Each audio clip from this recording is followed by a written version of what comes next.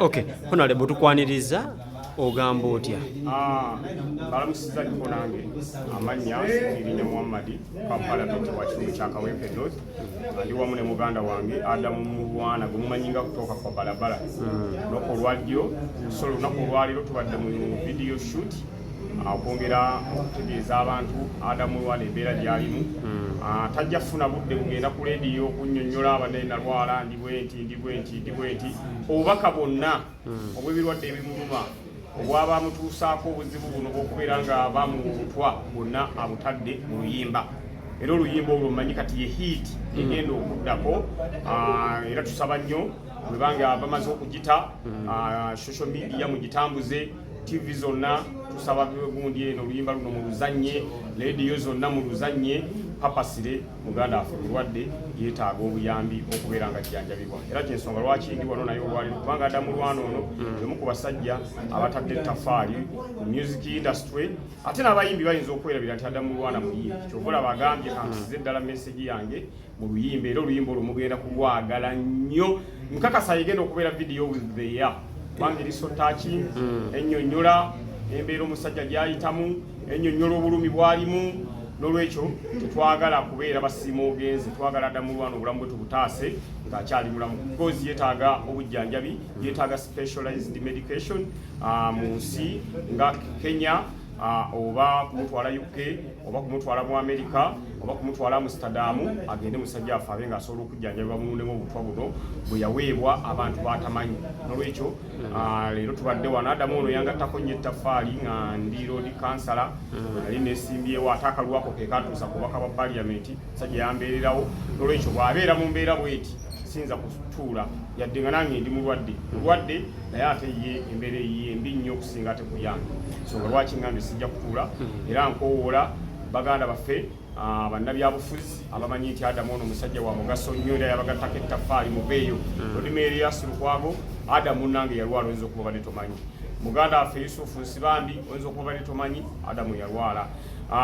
Nandala Mafaabi, oyinza okuba badde tomanyi, Adamu yalwala. Dr. Karokiza Besigye, munayo oyinza okuba badde tomanyi, Adamu yalwala. Nebaza mukama wange Robert Kyagulanyi Ssentamu nti omu ku basajja abajja ne bakyalirako muganda waffe Adamu Mulwana. Yamukola surprise, sajja yali waka ali awo ng'agenda okulanga omusajja Guse, pulezidenti nga Guse n'amukyalirako. Ekyadamu kyamuwa amaanyi, kyamuzzaamu essuubi. Nolwekyo abantu mwenna abamanyi nti Adamu ono revolutionalist, saagala tumusuule, y'omu ku basajja ba revolutionalist, international icon, musajja muyimbi, y'omu ku basajja abasooka okuyimba ennyimba eza struggle ezaateekawo enkyukakyuka mu ggwanga Uganda. Nolwekyo tayinza kulwala ne tutuula, era mbasaba muveeyo. Ate ne nebaza n'abo abayambye okubeera ng'asobola okubeera nga kati asobola n'okuteekako akamwenyumwenyu akatonotono newankubadde ng'alumwa. Before sajja ono abadde mu binagenda okuva mu kkomera nga nga Sejirinya musajja wa Adamu budde bwonna oyinza obutamusanga, nenjayaana nentandika nange okumunoonya, era nenya ne mutuukako nensanga Adamu mu butuufu ng'embeera gy'alimu si nnungi. Bwe nagendera mu kkomera omusajja yali mu kiro 2, nagenza okudda alina kiro 45. Kiro zeesaze nnyingi nnyo.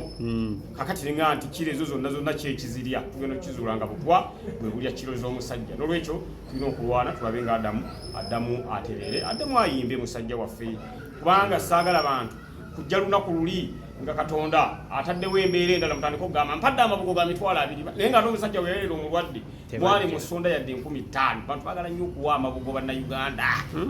Nolwekyo abayimbi abali mu parliament, omuli muganda wange Geoffrey Lutaya, mubaka munnange, omuli muganda wange Rudamani mu Kayemba Solo, tuveeyo muganda waffe Adamu Mulwana tumukwatizeeko tulabe ng'asobola okubeera ng'atereera kwatize. Ng'ewange njagala tutegekayo kawoshe eyo tugenda gitegeka wali kwa Kamwesi, kubanga ekyo kitundu kyange kya Kawempe, ekifuveni bajja jimpa tulabe nga tutegekawo kawoshi bantu boze motoka ne batunajja mu miliyoni 10 ne tunajja mu miliyoni 2 tulabe nga muganda waffe ono tugattako ettaffaali ku bulamu bwe n'okulaba nga muganda waffe asobola okubeera nga assuuka. Nolwekyo kyekitukuŋŋaanyiza wano olwaleero, era ensonga lwaki olwaleero nsiibye n'Adamu lunaku lulamba nga tukola video shoot. Naye tubasaba oluyimba olululaba ku social media mulutambuze nga bwe mwatambuza Nalumansi. Njagala muludduse emisinde nga bwe mwatambuza Nalumansi oluyimba lwa Adamu luno, bakati nawo lwe luliko. nze nduwulidde mbuwulizi bwe kitenga omusajja ng'akubye engoma yadde engoma ya nnaku naye enkambwe nnyo eri abo abazze nga bayita mu nnaku n'eri abo abanyigirizibwa. Mweno video shoot okoze ngaani?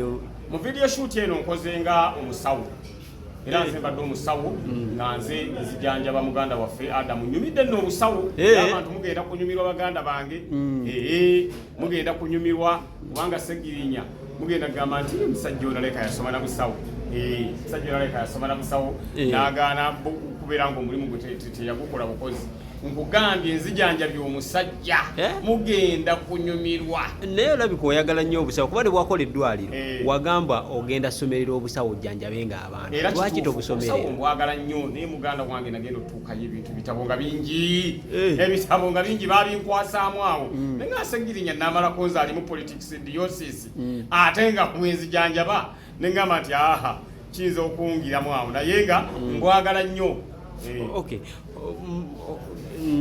Mukama wange ogamba otya Adamu Mulwana obulamu bugamba ki alina kaka ntwakoma okubeera ffenna nga embeera eri yaddeyaddeko kati oli otya owulira otya? twetaaga okwongera amaanyi wakati okugenze okugezaako okununga naye tebunnaba n'ekibumba kati kyetaaga okuddamu okuzimba era kyetaaga bujjanjabu bw'ekika ekyawaggulu. Owulidde otya okubeera nga mu bantu bonna Honorable yakubeereddewo? Ekyo kya ssanyu nnyo. Honorable mukwano gwange tuviiridde ddala takyali ddoboozi lya kyebando mwe mulaba Sejirinya ono atobye ng'akyali ddoboozi ly'ekyebando nabeeranga mu kyalo nga mpulira akasimu ono bukipeesa nga wagira takakyawo tuludde nga tuli ba mukwano bbanga lyonna era yava mu kkomera yawummulamu katono n'ategeera ndi mulwadde n'ajja bwe yajja n'aŋŋamba nti Mulwana toli mulimi oli muyimbi wadde oli mulwadde naye gyatukuge bube oyimbe ekikuli ku mutima genda mu studio nenyimba akayimba ku bivugobolazi. Project eno bagiyita batya? Oluyimba bayita obulamu era ne ku YouTube bwe oli wogenda audio kwali already wataddeyo dda ku YouTube so tugezaako okulaba tufulumya oluyimba oluliko ebifaananyi Honorable mwava okuzanyanga dokita. Mu mbeera eno yonna kiraga ki? Kiraga Abannayuganda oluyimba luno lulaga buteesiga nnyo bantu lulaga buteesiga nnyo bantu nti abantu tuli ekisolo kye bayita omuntu tekyesigibwa nti buli woobaako wootuuka ate bakulaba bubi bangi baagala kuzza mabega abalala baagala kuzza mutaani. Obudde buno ki ekyetaagisa? Kyetaagisa nga Honorable wabagambye kati njogere ki nga Honorable kyetaagisa ssente nga mmeka okutwalibwa? Ssente tetulina kkomo lyalizo kubanga tetumanyi bantu kye bali bwedde tuyambako naye nga ebumanyi kye bayita specialized medication yetaagamu akasente. Omuntu yenna kyaleese Adamu ajja kuba agattagattamu bana abamuwadde quotation kugamu ku malwaliro gagendamu ababuulira ssente mmeka ezaamusabiddwa nga deposit okusooka okuwaayo biki naye kati as we talk now twaniriza buli muntu yenna akola ki alina kyaleeta n'akireeta n'akiwa muganda waffe Adamu okwongera okulaba nga ataasibwa embeera gyalimu. So tetunabeerako na ssente zankomeredde kuba tetunamanya zeetaagisa naye olw'obulwadde bw'ayina kyo ssente zeetaagisa kubanga si bwakusaaga ate wano mu Uganda amalwaliro agabujjanjaba tegaliiwo amalwaliro gali bweru wa ggwanga. Bwe nali mpayaamu naye yagamba engeri gy'alowoozaamu gye bamuwamu obutwa buno butwala mpola mpola.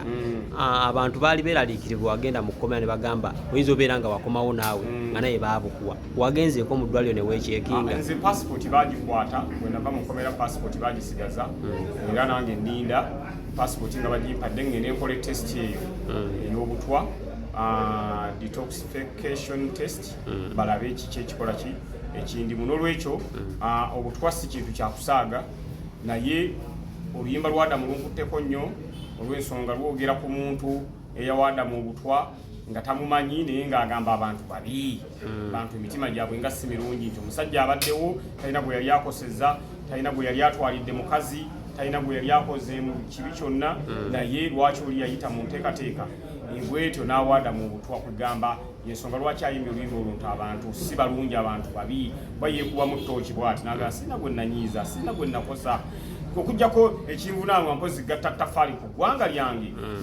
tulabe ku nkyukakyuka tulabe ku mukulembeze omulala bagubangwegwa omusango ogwadamu yagukola nti eyagatta ettafaali ku ggwanga tulabe ku nkyukakyuka endala naye Adamu talina musango gwonna kati yeebuuza lwaki omuntu yamukola ekintu bwe kiti muganda wange n'atuuka okulabika bw'ati musajja n'atuuka okubeera ng'atambulira ku muggo kiro sipiriti gye zeekyalirako kyalya kyekigenda. Adamu, obugambo obusembeyo nga tumaliriza.